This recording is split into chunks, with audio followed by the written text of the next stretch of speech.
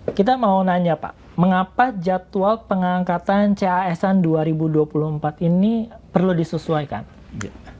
Ya, makasih Mas Dika. Assalamualaikum warahmatullahi wabarakatuh. Waalaikumsalam. Teman-teman ASN, ini juga pengetahuan buat teman-teman ASN yang lain, khususnya bagi teman-teman Pak Wakaya ya, yang sudah melamar menjadi P3K maupun menjadi CASN.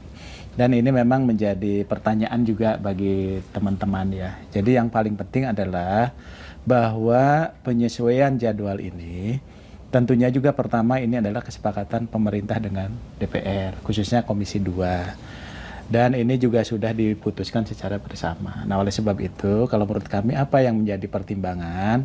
Tadi untuk penyelesaian tenaga non-ASN khususnya, ini kan ada 2 tahapan, ada tahap 1, ada tahap 2. Tahap 2 ini sebetulnya ada juga teman-teman kemarin yang tidak masuk di tahap 1, kita berikan kesempatan di tahap 2 ya, bahkan sampai 2 kali perpanjangan. Sehingga mungkin ini juga kita ingin bahwa nanti pengangkatannya itu bisa serentak dan tahap 2 itu juga sudah bisa kita selesaikan gitu. Di samping selain itu juga kita melakukan penataan-penataan untuk ASN kita. Barangkali itu, Mas Dika.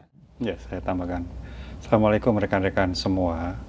Jadi hasil kesepakatan antara pemerintah dengan DPR bahwasannya untuk pengangkatan CPNS dan P3K itu memang disesuaikan untuk CPNS 1 Oktober 2025, P3K-nya 1 Maret 2026. Jadi sebetulnya salah satunya kenapa harus disesuaikan, saya ingin cerita. Jadi selama ini TMT pengangkatan CPNS maupun P3K itu tidak sama antara instansi satu dengan instansi yang lain.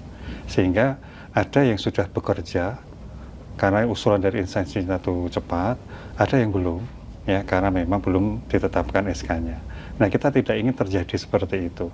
Kalau bisa, mereka yang melamar untuk formasi tahun 2024 ini, diangkatnya juga harusnya sama, bekerja sama, mulai diangkat sama, mulai digaji sama.